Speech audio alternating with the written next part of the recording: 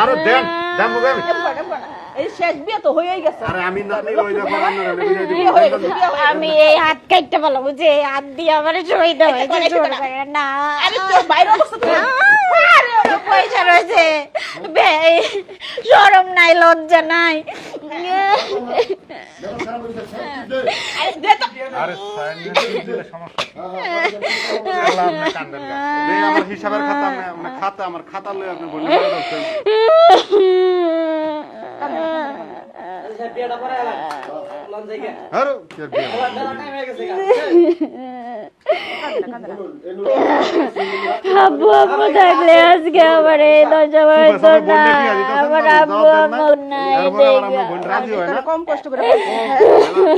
তোর সুখটা চিন্তা করে আমার এই চোখ লাগবে না। আমি কইছি তুমি আমার চাকরানির মধ্যে থাকবো।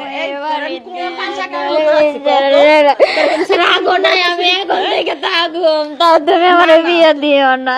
তুমি চিন্তা করছিস। আমার এই সুখ লাগবো না, আমি যদি মরে যাই এই সুখ দিয়ে আমি কি করবো? বর মোহাম্মদ আলী আলী আকবর আলী নাকি এই তো আপনার নাম কি দোষ বর করছি মোহাম্মদ আলী আকবর, পিতা রমজান আলী, আরে না তুই কি দোষ করছিস? তোর সুখ লেগে আমি আমরা তো কিছু করতেছি। তুই কি থানা শ্যামবাগ, আমি কি জেলা দোষ নোয়াখালী। করছি তোমাদের কাছে? কোনে আপনি মুসাম্মদ আকি খাতুন, পিতা আকবর আলী, গ্রাম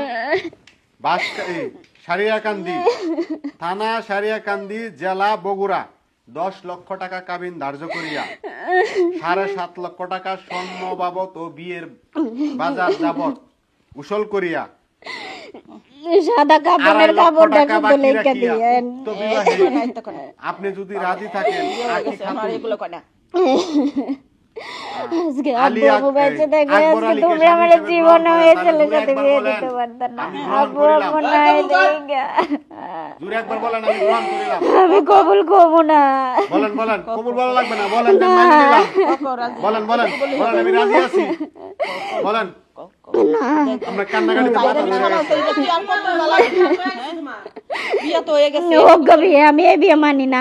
আমি এই হাতি কাটতে পারলাম যে হাত দিয়ে শহীদ হয়েছে তোমরা। এরকম কর। ভাই আপনার বোনের কন্ত কবুল করতে জামগা। ক রাজি আছি। এটুকু ক, এটুকু ক। ক ভাইয়া তুমি একটু বুঝার চেষ্টা করো, আমার এইভাবে বিয়ে দিও না। আমি কই আমি সব বুঝা হইয়া দিতাছি, তুই চিন্তা করিস না। আব্বু আম্মু থাকলে আজকে তুমি আমার বিয়ে দিতে পারবে। তোর যে আমি এরকম অসুখ ছিল চাইতাছি। না। আমার এই সুখ লাগবে না। দেখে দিছি। তোকে দিকে দিতাছি।